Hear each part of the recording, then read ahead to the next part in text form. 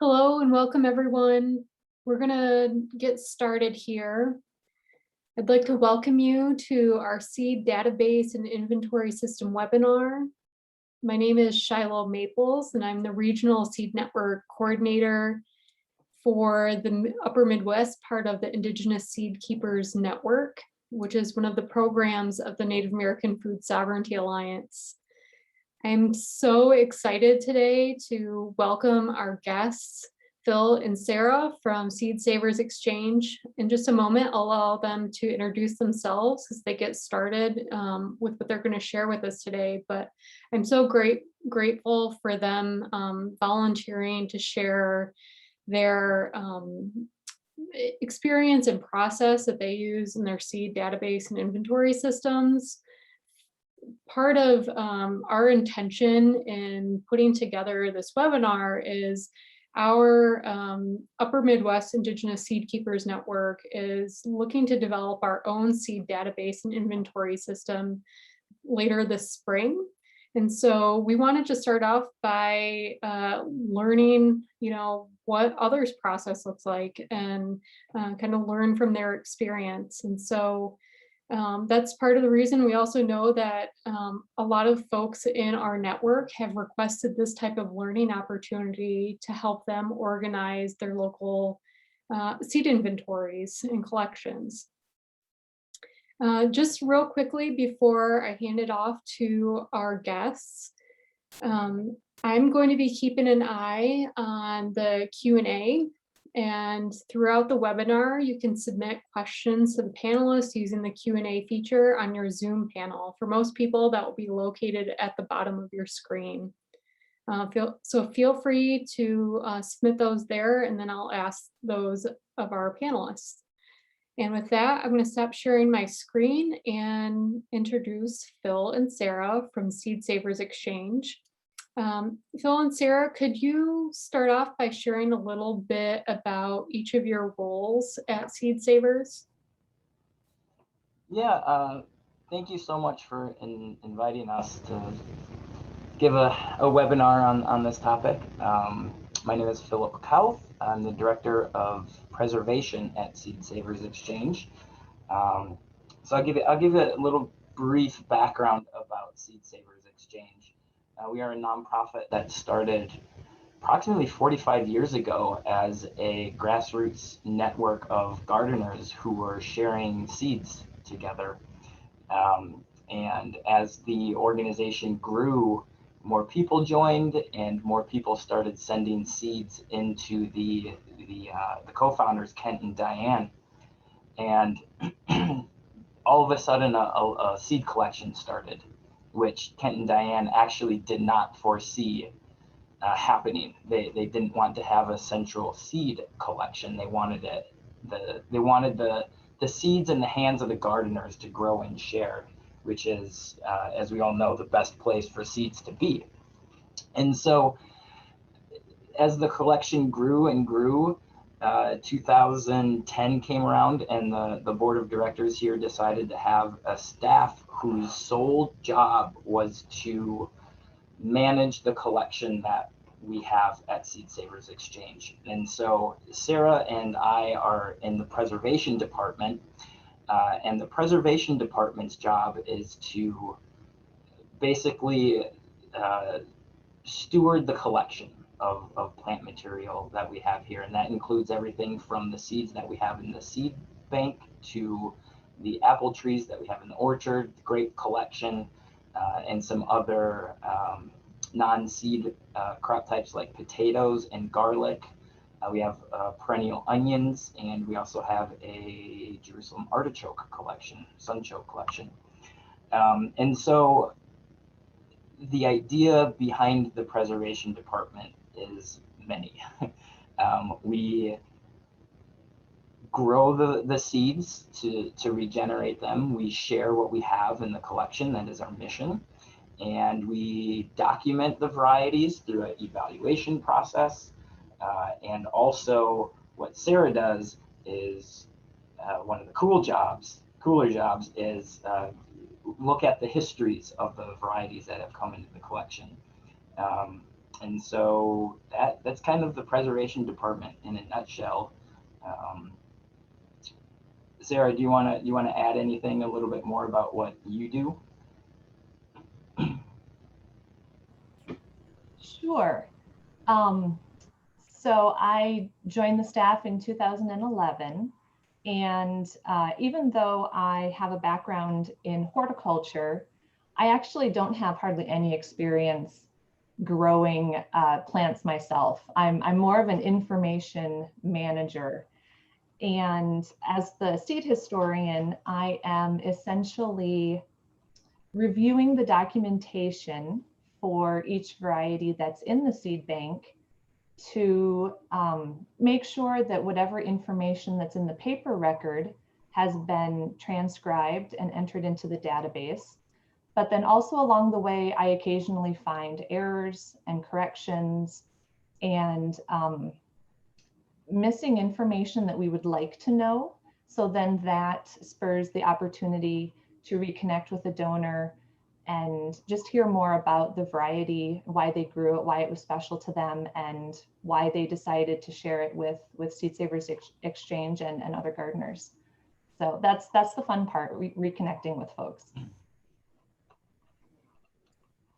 Great. Thank you so much for sharing that. So I think Phil was gonna start us off today, talking a little bit more about your piece of things. So I'll go ahead and turn it over to you. Sounds good. So part of a big process and what we do at Seed Savers revolves around a database that we have. And this database basically helps us manage the collection. There are many types of databases and programs that organizations and people can use to record what they do. And I'm going to show you a little bit about the one we use, and I'm also going to show you examples of other databases that are out there and types of databases. So I'm going to share my screen. And hopefully everybody can see that. This is our internal network-based database. It is Microsoft Access. Microsoft Access is part of the Microsoft Office suite. And if you have programming experience, you can actually build one from scratch. I don't have that. I'm not a tech person. I'm not a software person. I have a degree in horticulture like Sarah. And so I give it my best when it comes to managing this database. And Sarah does a lot of that work as well. Our database, this is actually, and Sarah, correct me if I'm wrong, this is kind of like our third or fourth rendition of a database that we've had here. This particular database, we gave her the name Emma White. She was Emma White was a seeds woman from the Twin Cities. I believe she was one of the first women to own a seed company back in the late 1800s or early 1900s. And so our previous database was named Oscar Will, who many of you may be familiar with. He was a seedsman from the Midwest as well. So we often refer to our database by her name of Emma White. But this is our second rendition of Emma White, and the developer who converted this to a specific programming language is actually in Missouri. So we go through him to actually help create this database. And if there's anything wrong, if there's anything we want improved upon, I basically talk with him and get him to improve the database. But what you're seeing here is basically a large switchboard, and you see all these different buttons in here, and it it completely makes sense to us when we look at this and see what we can deal with. the Microsoft Access database is nothing more than a group of tables that houses data. So I'm going to show you a table and what it looks like, which is just a very large spreadsheet. This is the table that houses every single inventory item that we have in the collection, historically and currently. And so when we go through the database and want to enter in new inventory, update, all of that data gets put into this table. But in Access, you don't actually work in the tables because it can kind of freak out a little bit, and there's dangers of basically changing something that you don't want to in the table. So when we do that, we actually have what are called different modules inside this Microsoft Access database. It contains information about every variety from the history that we have. Every distribution that goes out of the collection is recorded. We have all of our evaluation. Yes. I'm sorry, we had a question. Yeah. If you're able to zoom up the screen a little bit to make the text a little easier to read. Let me see if I can do that.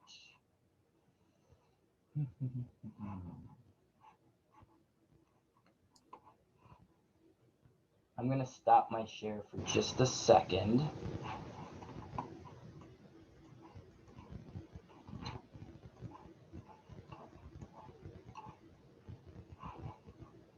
Let me see, control. I don't know if I can.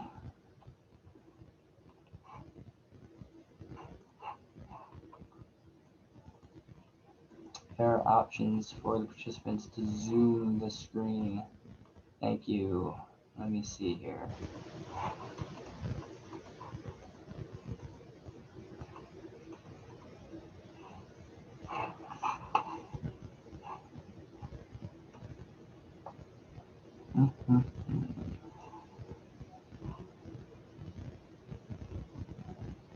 Oh, the participants can. Okay.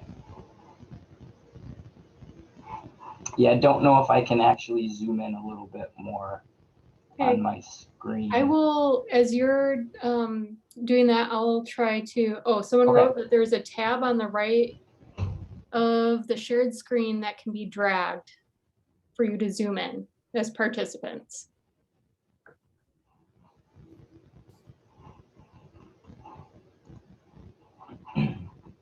Okay.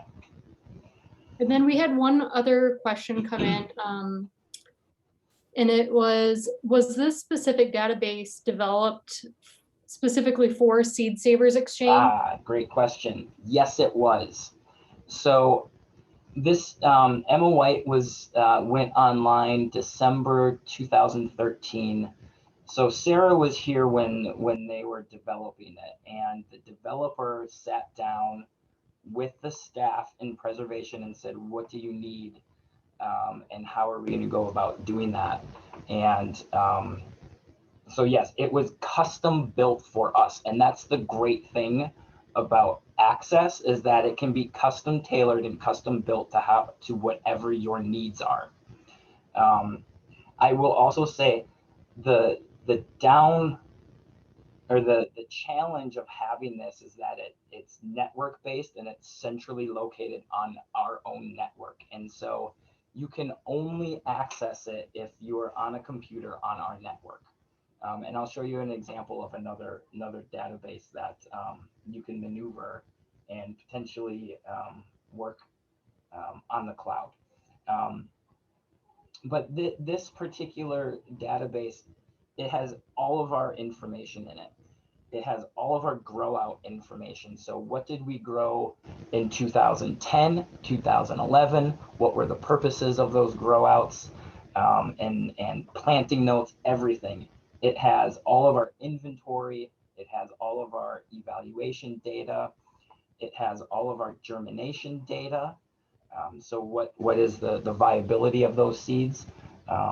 It has just a lot of different information. It has all of our contact records in it as well. So I'm just going to click on a couple buttons and show you some of the modules that we have and the data that we have in the collection here. So we can actually sort by the crop types that we have in the collection and see how many varieties we have of those particular crop types. So in this accession module, we work in a lot of numbers. And so when a particular variety comes into the collection, it gets a number, and that number never changes. So I'm going to bring up our bean collection here. It'll take a while. But this is our bean collection, and right now we have 5,565 records of beans in the collection at Seed Savers Exchange. So we have bean 1 all the way down to bean 6,285. With some numbers are missing in there because I said we have about 5,000 beans. But you see here, we have a specific number assigned to that bean, and we call that the accession number. I'm going to bring up, let's see, I'm going to go all the way back up to the top. I'm going to bring up bean number 1, which is Jacob's Cattle Gasless, and I'm going to click on this record, and then another form opens up. And this form, called Form ACC, has all of the background history that we have in this particular variety. And so the data that you see here in this particular form, this is the data that's also in those tables, which is in the back end. And so what you see here is the accession number. This is bean number 1, the variety name, the species. And then you see all these little tabs here, and you see the history narrative. And this is kind of like, this is where Sarah and the seed historians work in. So this is basically all of the history that we have collected on this particular variety. And it goes on and on and on and on. And you can see, like, we have very good documentation of this bean in the collection here. So that's kind of the history of that bean. But say we want to know what kind of inventory we have in that particular for this particular bean.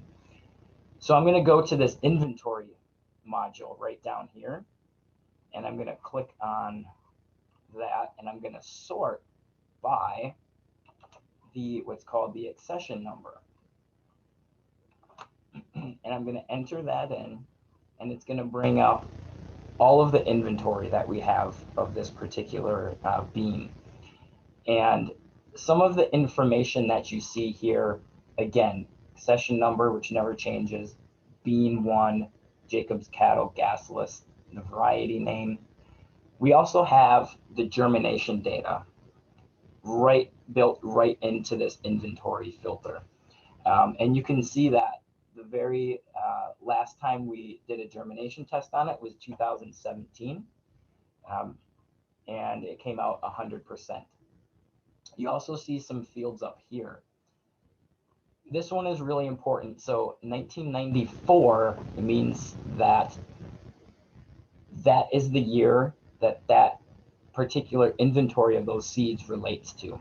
So this particular inventory has been around since 1994, and we germinated it in 2017, and then you see more numbers in here. Every time we get a new inventory, it gets assigned another inventory number. So it's a lot of numbers that we're dealing with. But some of the other really important things that you see here, seed quantity. How many seeds are actually in that inventory packet? You also see this source field. That source field, there's a lot of codes we use, And that source is telling us where those seeds came from. And in this case, HF means Heritage Farm, which means that's the farm we call at Seed Savers Exchange. So that means we grew this particular variety in 1994 on the farm, and it's still in really good condition, 100%. So It also, yeah, go ahead, Shiloh. We had a question. Does that number mean that there are only 29 individual seeds of this bean? Not necessarily. It means there are 29 seeds in that particular inventory. So we can have multiple inventory packets of the same variety. And I'll show you as I scroll down a little bit, you'll see more inventory packets. We also have different storage locations around the preservation department. And so this is telling us that this particular bean is in room 3, which is a storage room that we have. So that's a really good question about, are there only 29 seeds in this particular, for bean number 1? No, because as I scroll down, you'll see 1984, 55 seeds, but we did a germ test on it in 2016 and we found that we got 0% germination. And so seeds have a shelf life. The better you store them, the longer they're going to keep. And so a lot of times when seeds come into the collection, we don't know how they were originally stored by the donors. But we want to get them into the best storage conditions we have in this case. So here's another inventory packet from 2004. It has 192 seeds in it. Here's another one from 1991 and so forth. So you can see that we have multiple inventory packets for a specific variety. How do we determine what a specific inventory is? If it comes from a different person, if it's grown in a different year, it all gets a different inventory number. We tend to not combine inventory. And I've had some really good discussions with Native Seed Search about that because they are combining inventory in a lot of cases just to get a better genetic diversity for some of the varieties that they have because they have limited inventory, which I totally understand. And it actually can be a really good practice to do that. From our standpoint, we don't combine inventory because we like to keep those inventories separate because they're coming from different people. Those seeds may be adapted to different locations. Those seeds may have different phenotypes depending on how you isolated those particular seeds. So some of the other really interesting things that you see in our form ACC is more history. So who was the donor, who was the seed source, and who was the original source? Those are really important because in many cases, those aren't actually the same. The donor is the person who donated the seeds to Seed Savers Exchange. The seed source and the original source are different as well. So somebody could have donated a variety to Seed Savers Exchange. They got it from somebody who got it from somebody who got it from somebody and so forth. And so we like to keep track of all of that information. I'll give you a really good example. Many of you may be familiar with the name. Let's see. Doug Eglund. Doug Eglund was a very active member of Seed Savers Exchange and was in that gardener to gardener seed exchange back in the 80s and 90s and even I think up to about 2016 maybe. But he traded and shared seeds a lot with a man by the name of Steve McComber. And Steve was very active in Seed Savers Exchange back in the 80s as well and donated a lot of varieties to Seed Savers Exchange. And so when you look at the history, you see the donor was Doug, but the original seed source here should be, and you'll see a lot of times our data needs to get updated. The original seed was from Steve, and so we want to know that type of situation. So that's kind of the basic network-based Microsoft Access database.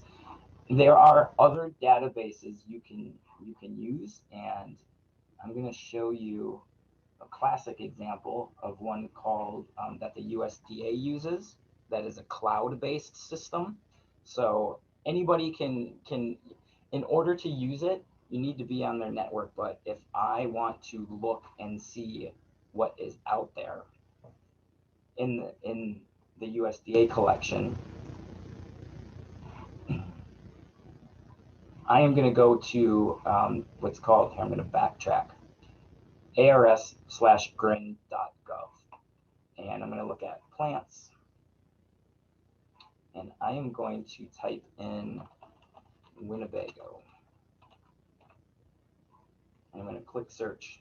And this is going to bring up pretty much everything in the USDA collection that either has the name Winnebago or a history of Winnebago. And it's also going to show what the availability of those seeds are. And so the nice thing about the USDA GRIN global website is that anybody can access it and see what is available. Our database is just our own in-house database that not everybody can use.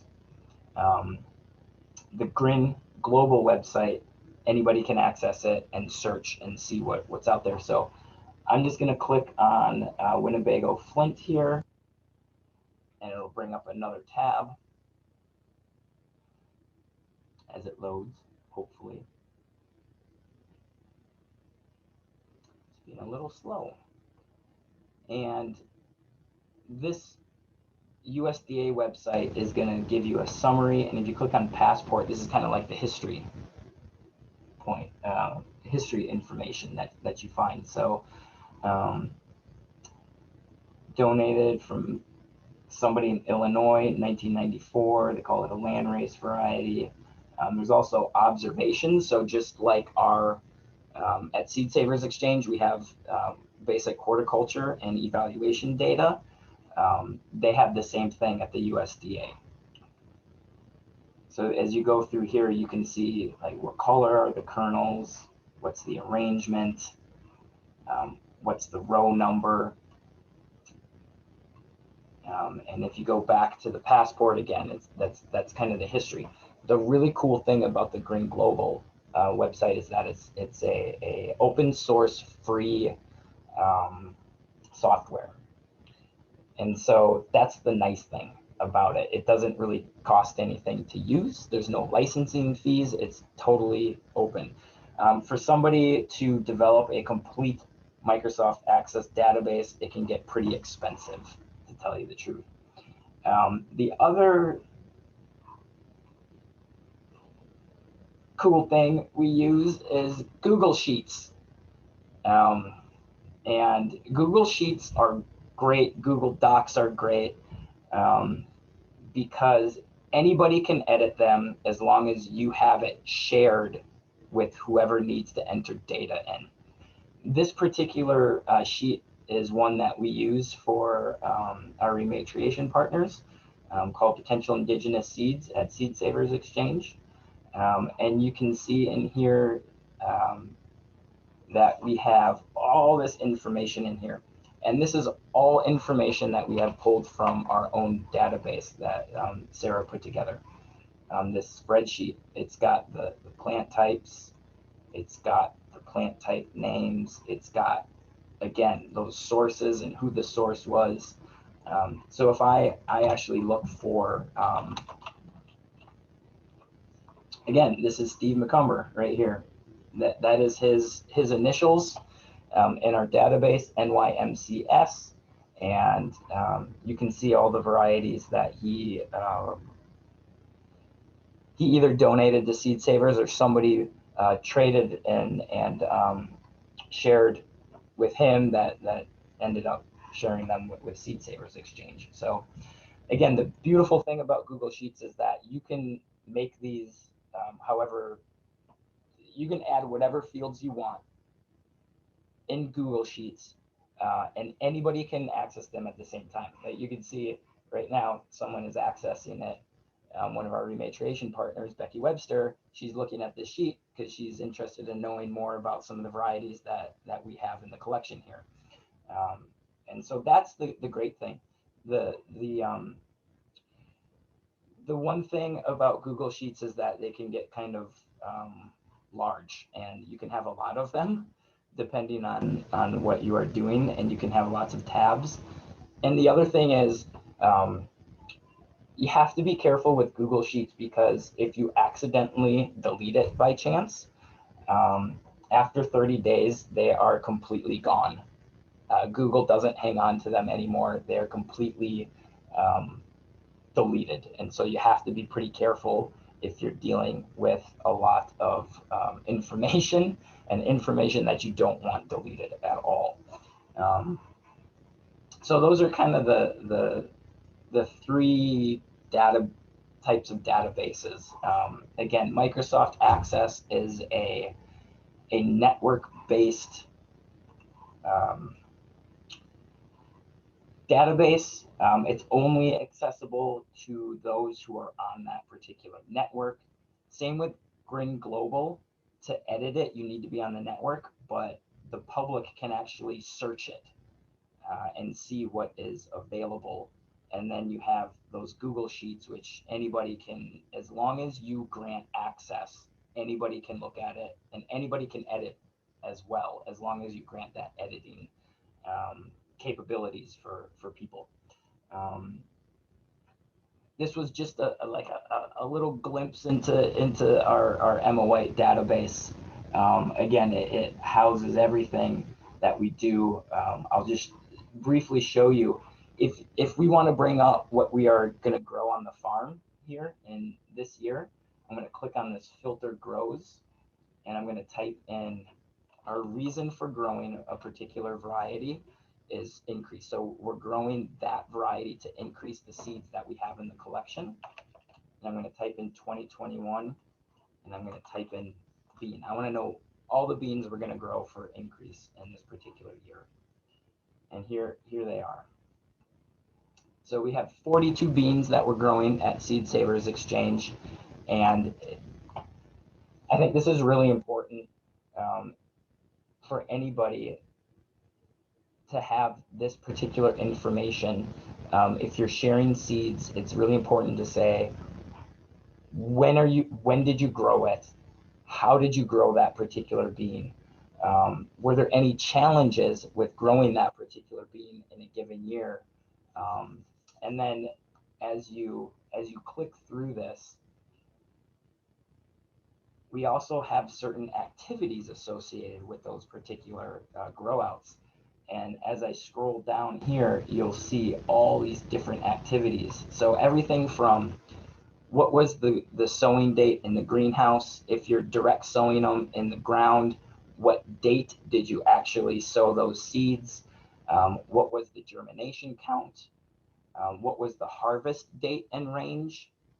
How many fruits did you harvest? What was the processing end date?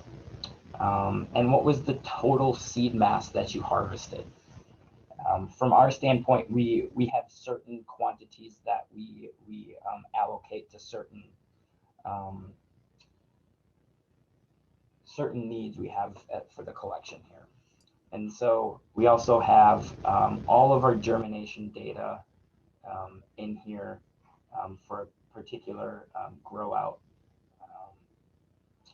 We have a question related to Yes. Germination. So Yep. What happens with the seeds if they don't germinate? Do you retain that particular, when you were talking about just a few minutes ago about, going back and having the different groups that Yep. you're doing germination tests on, Do you retain the seeds if they don't germinate? That is a really good question. We do up to a point. So we have a whole section in our collection that has the status in a storage room called check viability. And so we'll do a germ test on those particular seeds. If they come back that none of them, and we don't germinate all of the seeds. So we'll take a subsample depending on how many seeds we have in the collection. And if, for example, most of our germ tests are 50 to 100 seeds. If we do a 50 seed germination test on a variety and a certain inventory packet, and none of them actually germinate, we'll maybe do it again because maybe we just picked 50 seeds that were all dead at that time. And so we'll do it again. Otherwise, we'll go to a different inventory and see if that happens. And if all else fails, we will try to just sow everything that we have left in the collection. And sometimes that actually works. A couple of years ago, we grew a corn variety called corn husk dal, and we had done about 3 or 4 different germination tests on several different inventory, and they all came back that they didn't grow. And so we just came to a point where we said, okay, we're going to take all, I think it was like 2,000 seeds that we had, and we got a few plants to germinate off of those seeds. So you never ever know, based off of just a 1 or 2 germination tests, if those seeds aren't actually going to grow. Kind of a related question that just came in is, do you have a certain threshold, like a germination rate, do you consider acceptable for putting seeds into distribution? Yes, we do. Depending on what level, so 30%. I know that's really low, but if we have a germ test that's below 30%, we won't distribute those seeds. If we have a germination test that's even kind of low, like that, 30%, we'll actually double the quantity that we send out to people. And so we have a certain number of seeds that we distribute from the collection here. So for a bean, we will distribute 60 seeds. For a corn, we will distribute 300. If those particular varieties have a very low germination of, say, 40%, we'll double those quantities, just so people will hopefully have a little bit more success than a 60 bean seeds times 40% is still 25 seeds, which is kind of a lot, but we want to make sure people have success, and so we'll double that. But that's a really good question. And then there was another germination related question for the corn husk dal corn example. Did you germinate them before planting, or did you just plant them all and hope for the best? Yes, we put them all. So we're a little, and we're always in conversation about, do we transplant or do we direct seed right in the ground? And for the longest time, we've been transplanters here.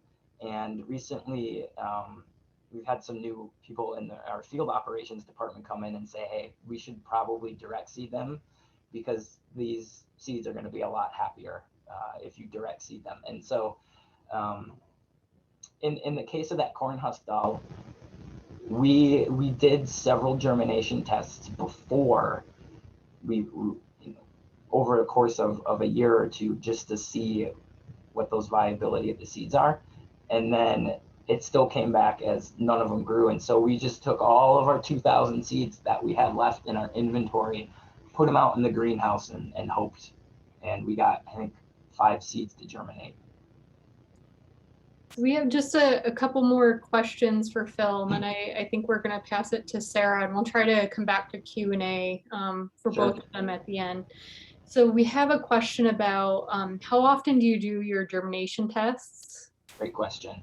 We are on a 10-year cycle, which, believe it or not, our actual germination testing program didn't start here until 2009.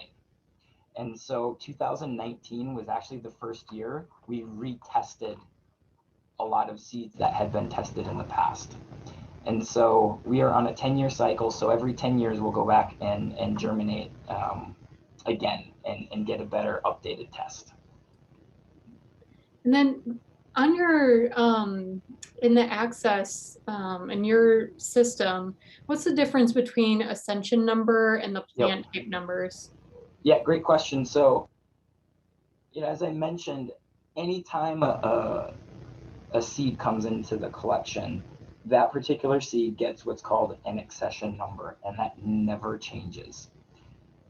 However, if somebody donated a bean and several years later we open up the inventory packet and we look at the seeds and say, okay, that's actually a lima bean, we can actually change the plant type and plant type number.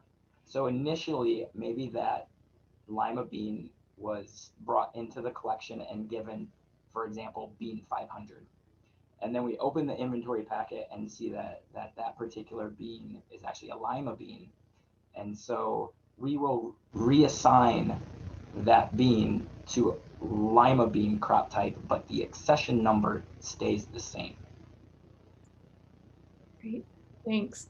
And then the last one for right now is someone was saying that they use Excel but would like to upgrade to Microsoft Access, but don't know how to use it yet. Should they learn how to do this, or is there a service that can you work with someone to help set that up? There are. There's also a lot of free online tutorials about how to use Access and how to build. If you what edx.org, I think, and there's a lot of other very inexpensive online courses people can take. You're looking at $25 to $100 to take a course that gives you a good background in how to build and use Access Database. But if you can use Excel, like that's basically what a lot of spreadsheets are in Access. It's like this whole bunch of spreadsheets that's just built in together. And so if you can use Excel, you can use Access. Thank you so much, Phil. I know I have learned a tremendous amount just in this little bit of time, and has given me some good things to think about for our work in the network. I think for time's sake, we'll go ahead and transition to Sarah right now, and then we'll try to wrap up with a little bit of time, Q&A time for both speakers.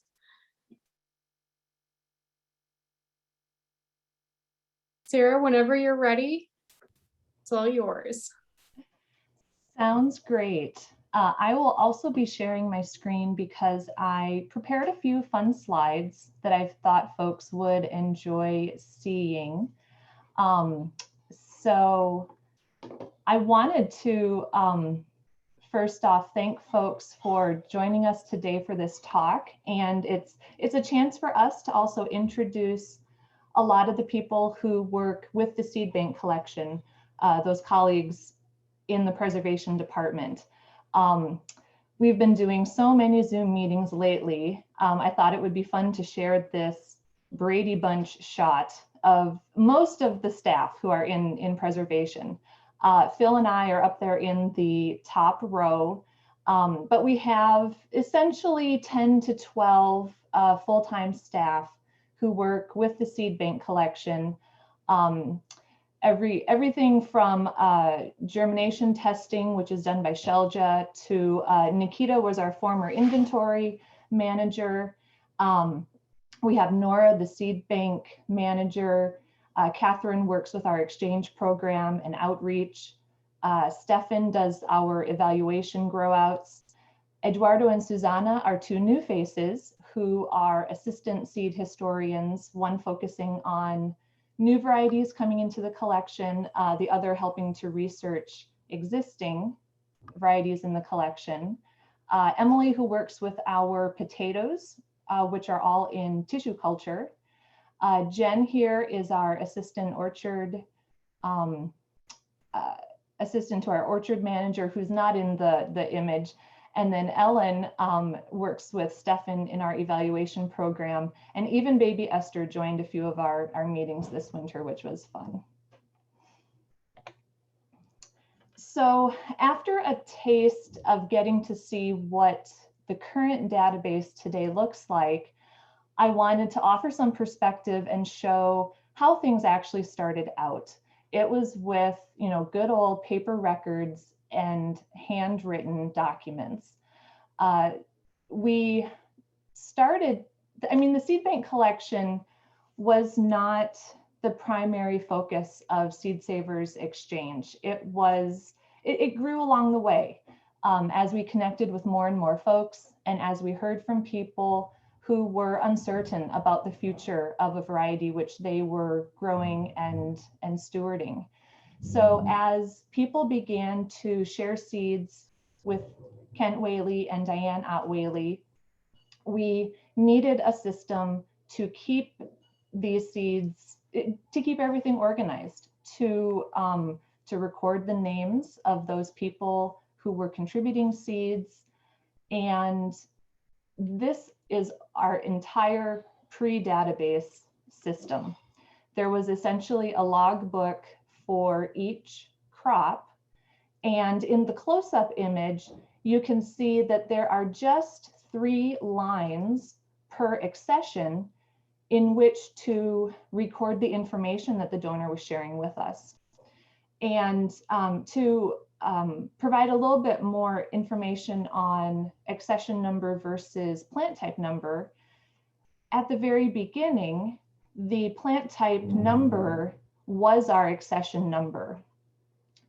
Each crop essentially held a running list of varieties as they were, as they came in. So within bean, there is bean 1, bean 2. That means there's also cucumber 1, cucumber 2, all the way through the alphabet. But databases do not like information stored that way. That databases run much better on a unique identifier. And so in about 2008, 2010, we implemented the 6-digit accession number, which you saw in some of the screenshots Phil showed, because databases like numbers, they like consistency. So all of the accession numbers are 6 digits, and we started at 100,001 and have kept the numbering system going on from there. We still do use the plant type and plant type number because they're so much easier to remember. I don't have a single accession number memorized, but other numbers stick out in my head. We were just talking about radish 7 earlier this morning. So initially, we really didn't have a whole lot of space to record the information which different gardeners and donors were sharing with us.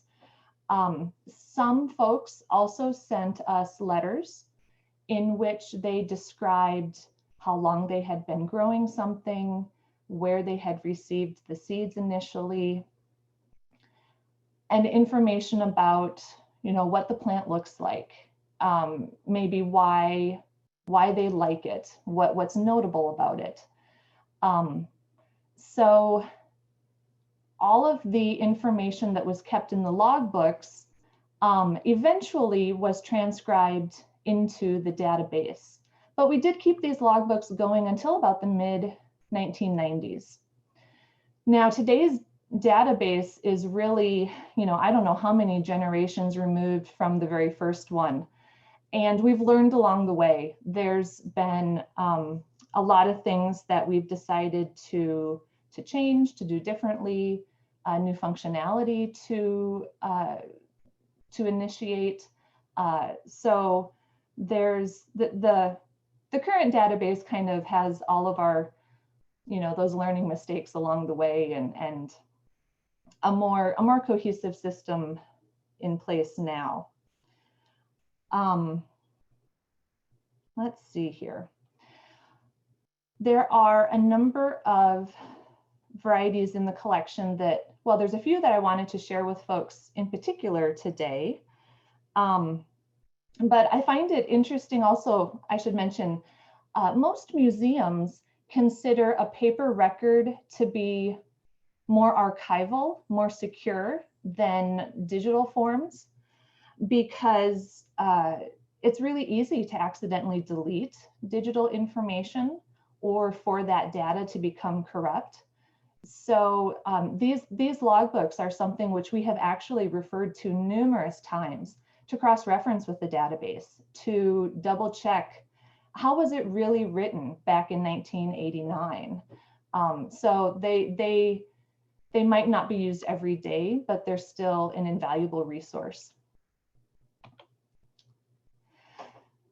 So now here's an example of a bean which came into our collection as an in-kind donation. And the seed bank really grew 3 different ways. There were so many generous folks donating seeds, just sending us things that they thought that should be preserved for the future. There's also folks in our wider exchange community who we have requested seeds from over the years. And then there's also seeds which we have purchased from seed companies. But here's an example of the Chippewa Indian bean, which Roscoe Churchill of Ladysmith, Wisconsin, sent our way in the year 2000. And it's something which he and his wife had been growing for a number of years.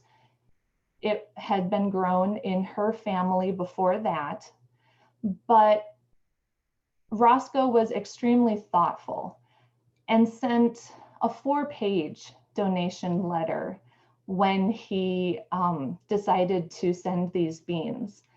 And there's a lot of wonderful information in here about you can tell that the seeds were very special to him and his family. And originally, his wife's uncle received bean seeds when he was visiting the Lecoutre Reservation way back in the 1920s. Uncle Adolph Hasse was, lived near Sheldon, Wisconsin, and struck a friendship with several folks there at the reservation. And when he brought these beans back to his own family near Sheldon, they started to grow them. The seeds turned out to be, this bean is wonderful as a dry bean, and the family used to prepare soups or to make baked beans. And Roscoe, when he and his wife Evelyn married in 1937, they also started to grow this bean. And Evelyn's mother, Hazel, had been the family keeper of the seeds. Adolph had actually left Wisconsin in the 1930s and moved to Seattle, but Evelyn and her mother Hazel continued to grow this bean.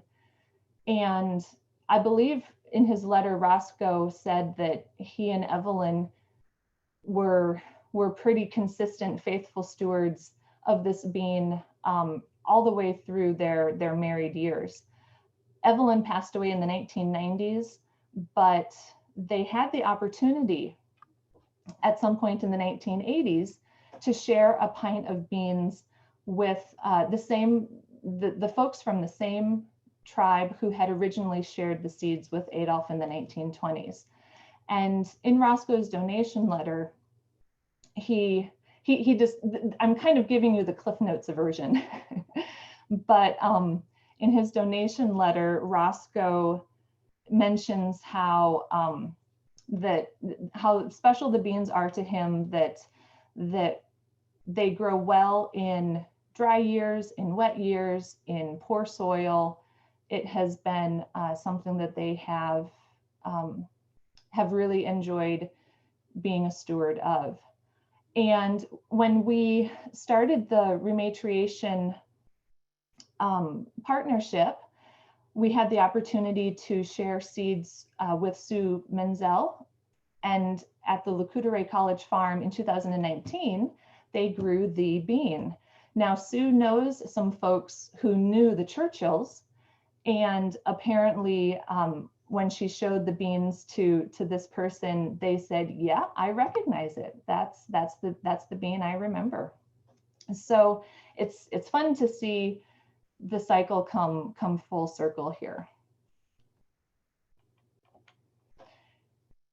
Now, the information which Roscoe shared in his donation letter touched on many of the four main categories that we try to better document with our collection.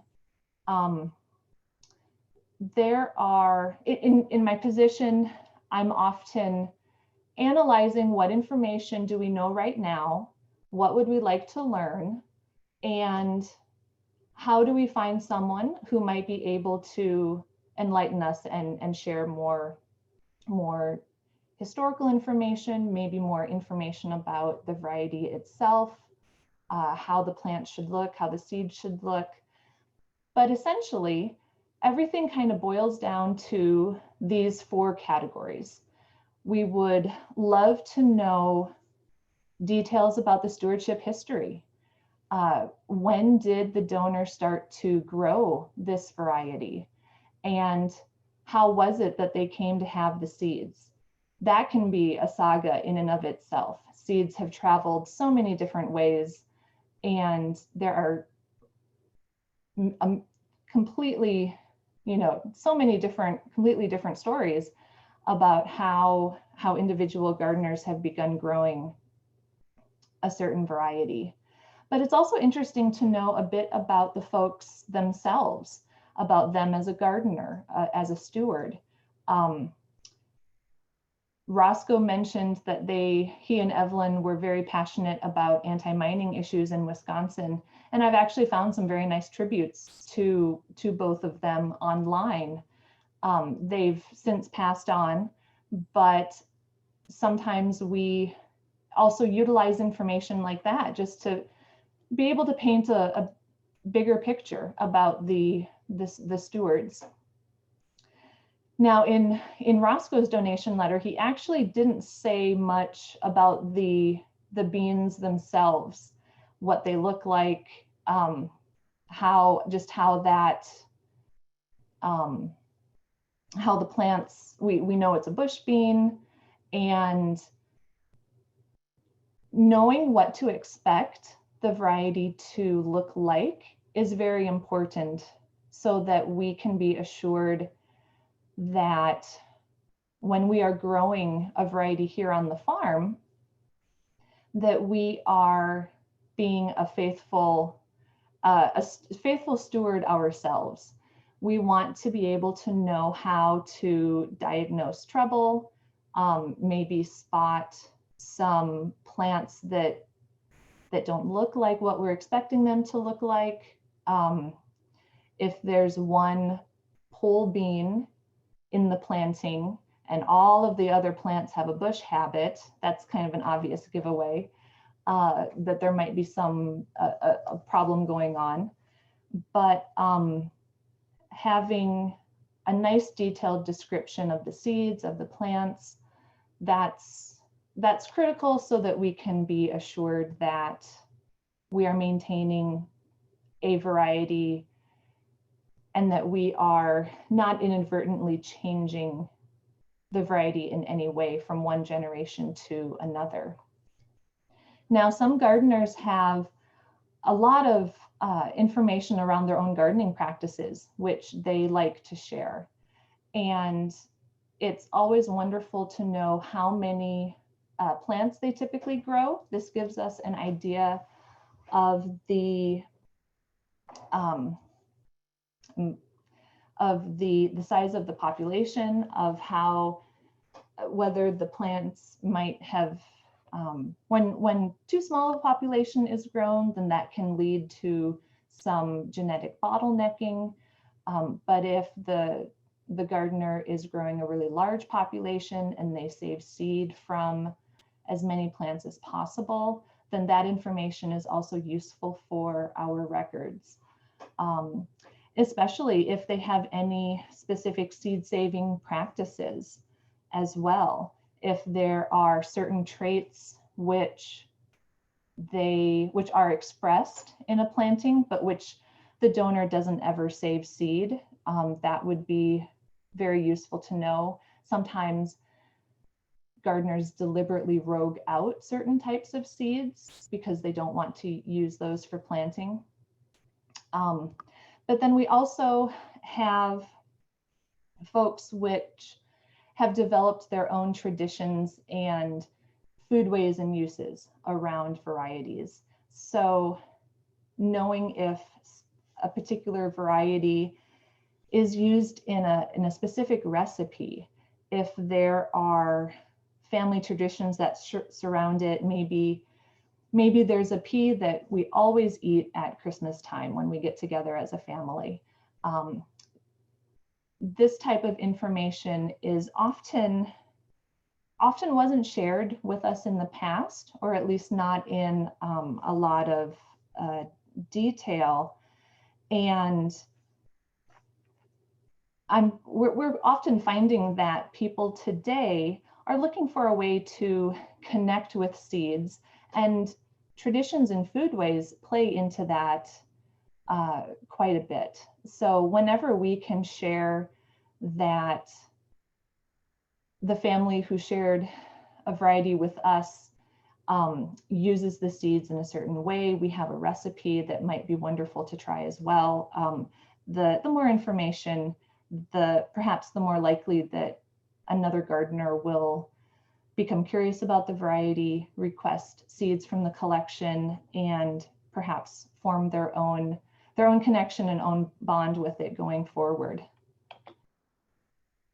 Now, another variety in the collection today is the Big Horse Spotted Corn, which came to us from a gardener in New Mexico named Ward Beers.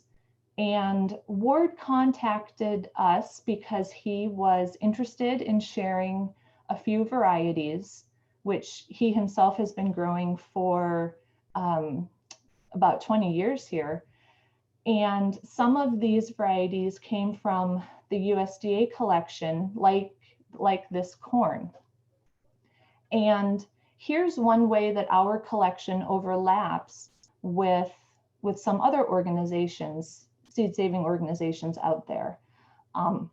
We definitely have a number of varieties also maintained in the USDA collection or in the Native Seed Search collection.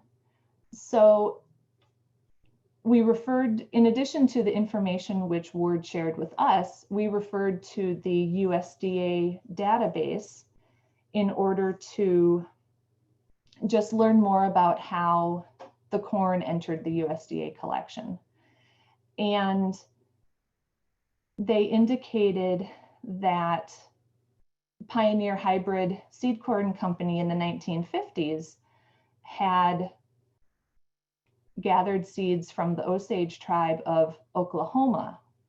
And the USDA database is, storing historical information is not their primary focus. So the USDA database is often pretty thin on the historical details. And this was all the information recorded there.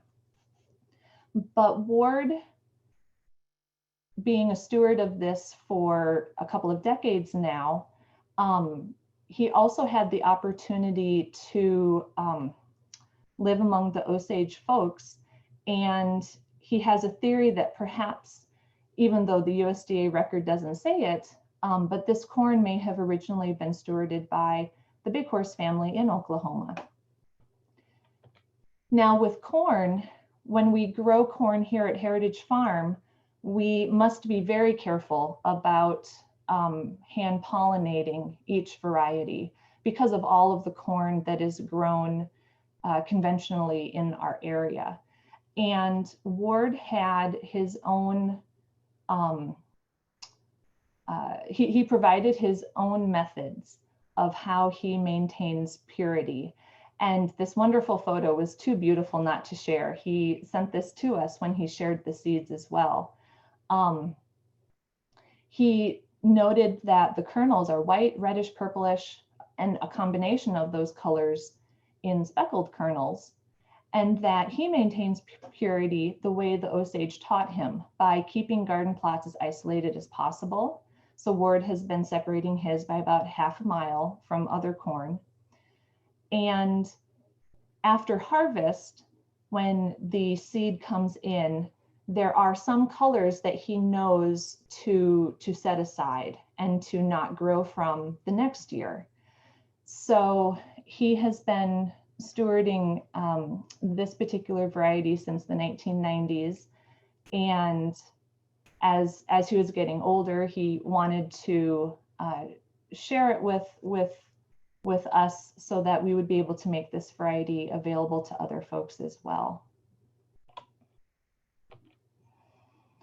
Now, since the seed bank collection has grown in primarily 3 ways, through donations, through requests and seeds that have come in from our yearbook exchange community, and through purchases, I was kind of curious to take a look at some of the people who have shared seeds with Seed Savers Exchange in the past.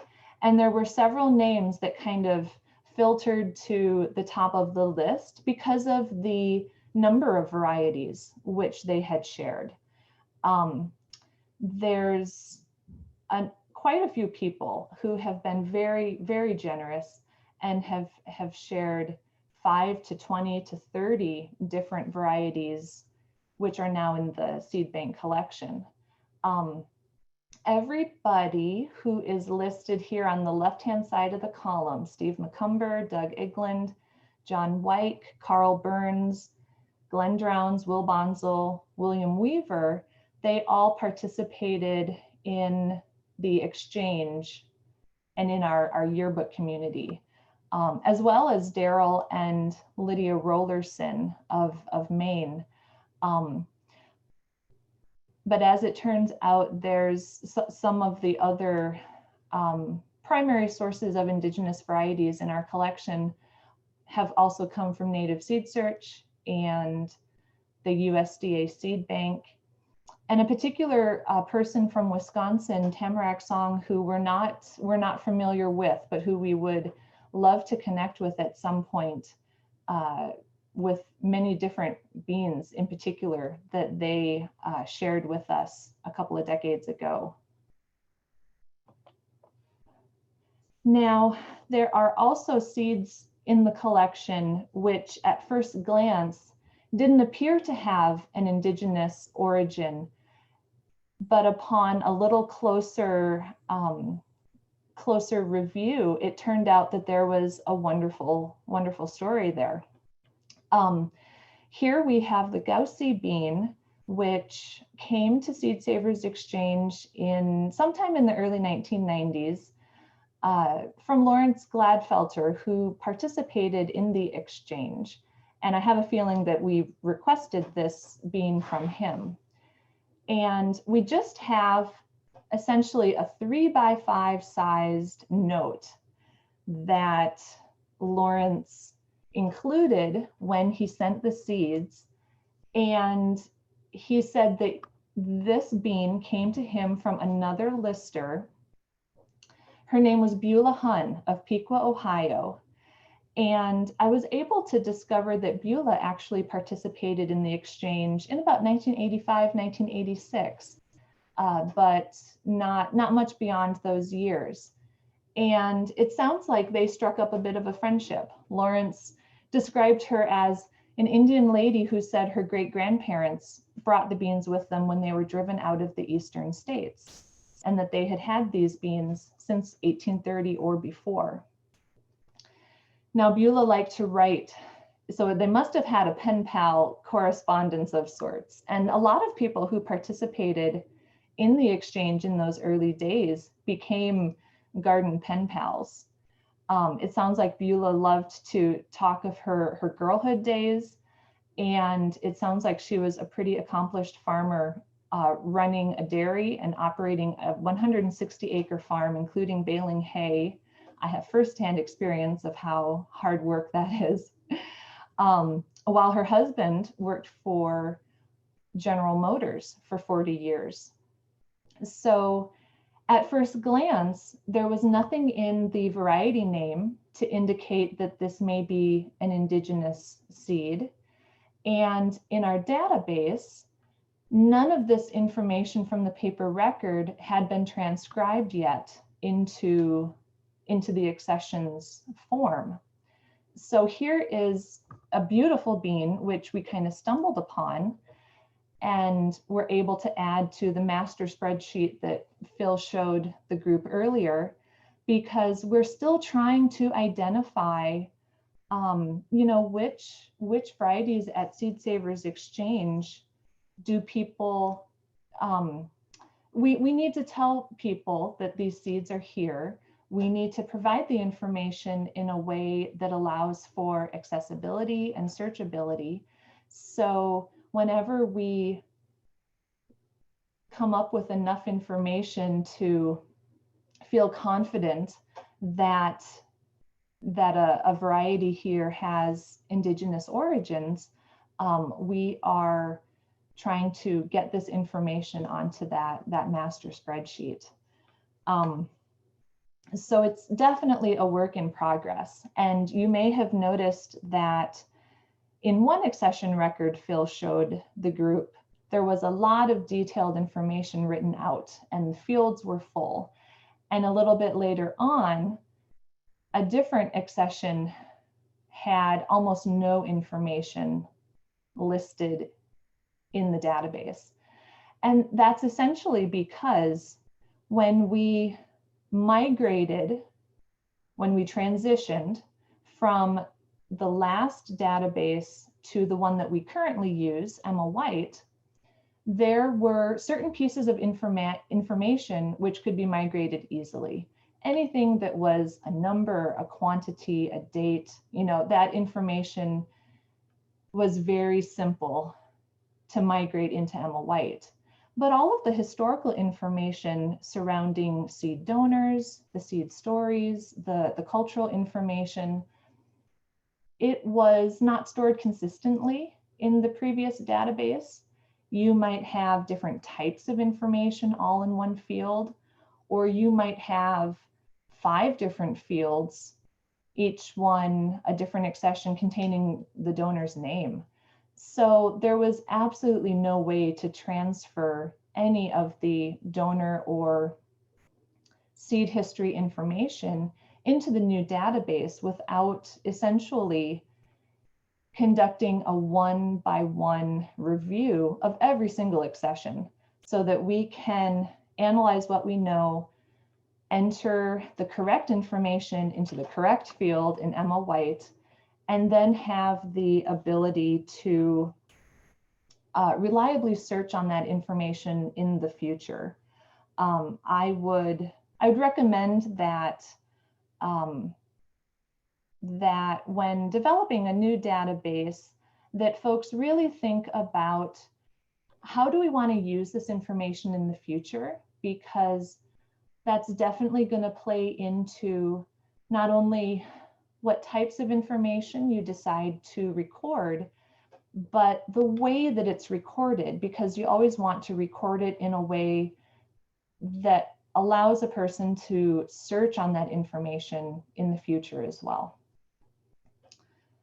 Now, there's one more story from the collection I wanted to share with everyone today. And this is actually one of the first beans that we started to kind of do a little bit deeper dive research into when the rematriation project began a few years ago. This particular bean, Stockbridge Indian bean, came to SSE in 1992, and it was from Ken Kamichik, one of the exchange listers, who was also working at the University of Wisconsin-Madison. Ken shared this bean with us and basically said that he knew it was originally from the Stockbridge-Muncie community near Boulder, Wisconsin, but that was all the information that he had at that time. Ken was a student at UW-Madison and eventually joined their horticulture department. So when we reached out to Ken to learn a little bit more about this bean, he shared that in the 1980s, when he was a research associate at UW-Madison, he had a project basically to create some order out of the seed collection at UW-Madison, which was part of the bean breeding project. And the more we talked to Ken, the more he was able to share that the university received this bean sometime in the 1970s from a fellow named Lawrence Schultz, and that Lawrence had received the seeds from Elmer Davids of the Stockbridge-Muncie community near Boulder, Wisconsin. So it was fantastic to find a few more links in the chain of stewardship, the ability to be more confident that we could accurately trace the bean's stewardship history back to the Stockbridge-Muncie community. And Ken was really wonderfully forthcoming with information. When we told Rowan White that we were starting to look more into this bean, Rowan was able to connect one of our staff members with a fellow at Stockbridge-Muncie named Warren Miller. And I don't know if Rowan had an inkling about this in the beginning, but it turns out that that Warren actually works with the niece of Lawrence Schultz. And in a conversation with her, she said, yeah, I remember Uncle Lawrence and this bean and how I know that it came from Elmer Davids at some point. So then the more Warren did a bit of research on his own, Warren's aunt, who works at the Arvid E. Miller Stockbridge-Muncie Historical Library Museum, found a document that is essentially the summary of a road trip which Elmer Davids and several other folks took in 1968 to visit Stockbridge, Massachusetts. And they stopped at various places along the way. And the whole point of this trip was to follow the trail of their ancestors, visiting places where they lived, but then to follow that trail back to Wisconsin. And even though the beans are not specifically mentioned in this summary, it was noted that while they were out east, the group visited with Chief Clinton Rickard of the Tuscarora Reservation. So there was, there's a very strong likelihood here that Clinton Rickard, a well-known seed keeper, could have shared these seeds with Elmer Davids at that time. And having, one of my fears is that we will lack information which gives us the confidence that a particular variety does have an indigenous origin and connection, because I fear misrepresenting the history of all of the seeds in our collection, truthfully.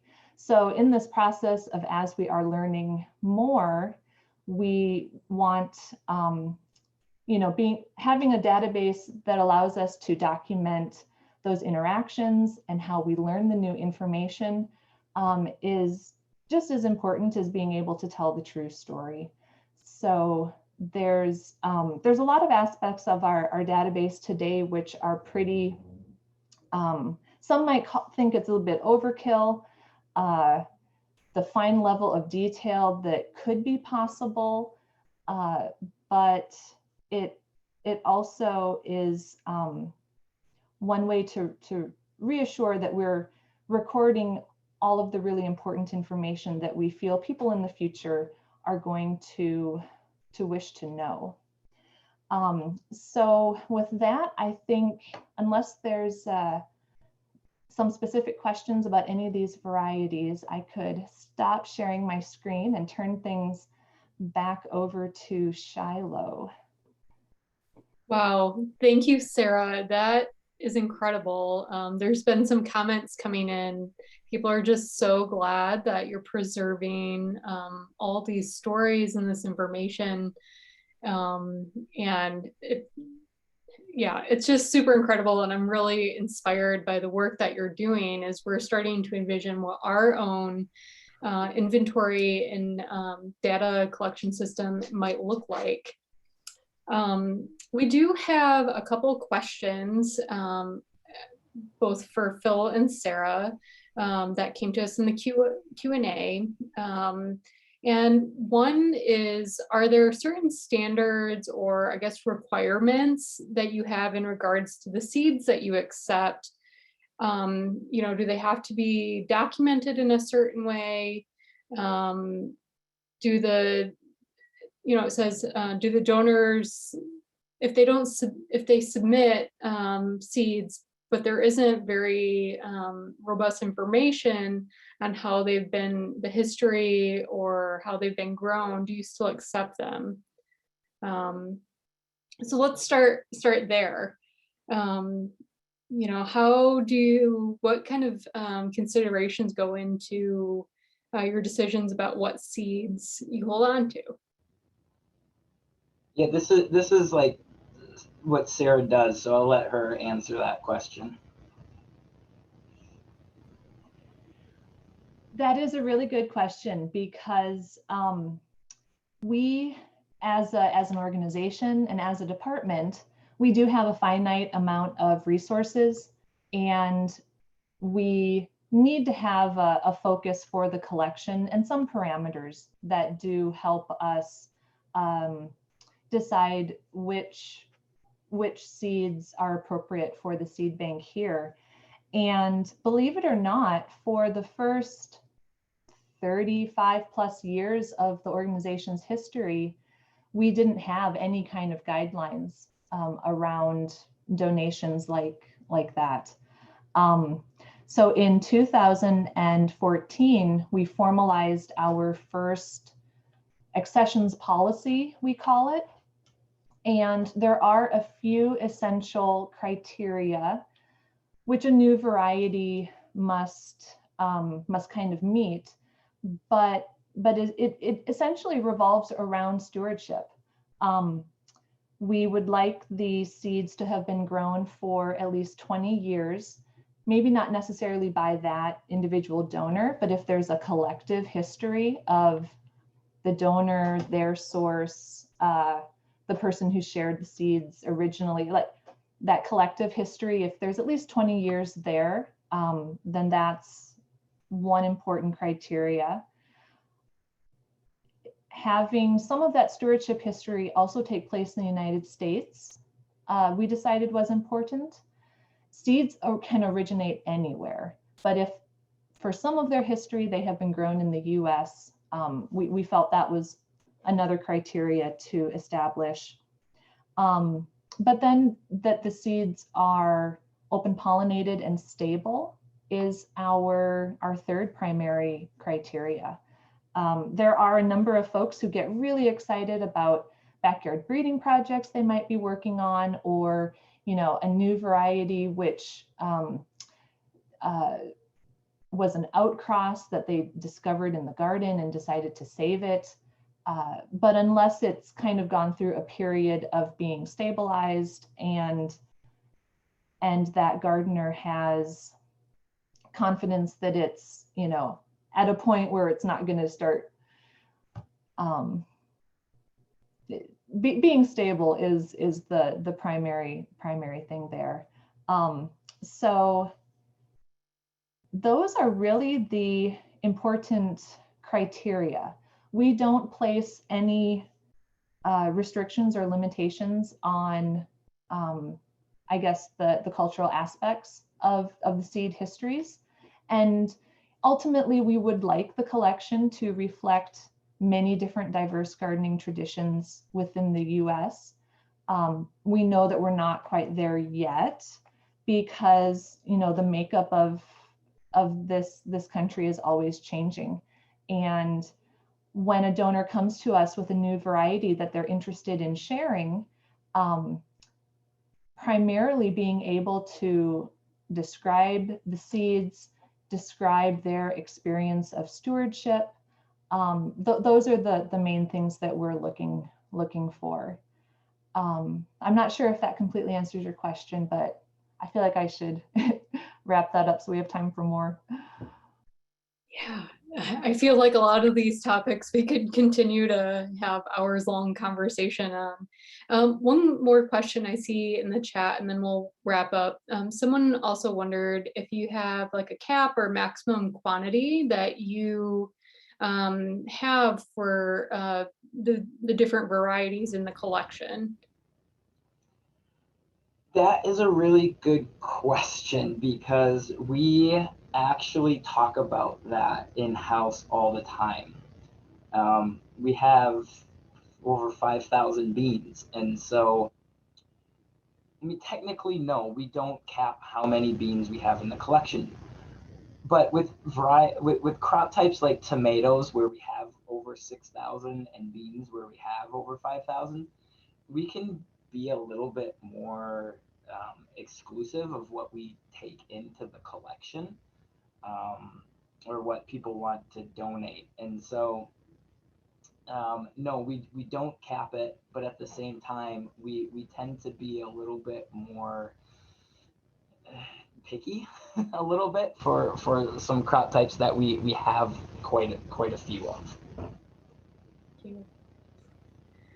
Well, we're about at time, so I think we'll go ahead and start to wrap up. I just want to extend a really hearty chi miigwech, many thanks to you both for sharing your experience, your process with us all. I know I've learned a tremendous amount, and I've been watching the comments.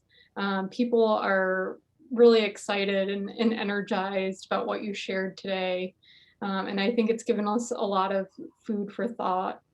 And so with that, I'll go ahead and say Bama P. I'll see you later. And I look forward to continuing to work with our friends at Seed Savers Exchange, the Indigenous Seedkeepers Network, and other seed keepers as well, and continuing on this important work. And anyone that's interested, there will be more information on our social media pages shortly about the rest of our 2021 learning series, which will be open to everyone as well. If you want to learn about soil health, season extension, those type of things, keep an eye out on those accounts for more information soon. All right, thanks everyone, and have a great day. Thanks for joining us. Thank you. I really appreciate it. I just want to say, if anybody has any questions, my email is very simple. It's just Philip, PHILIP, @seedsavers.org. Now, there are some more questions that we didn't get answered. If you want to shoot me an email with a question, anything, just Philip @seedsavers.org. Thanks, Phil. Thanks, Sarah. Thank you so much, everybody. Thank you.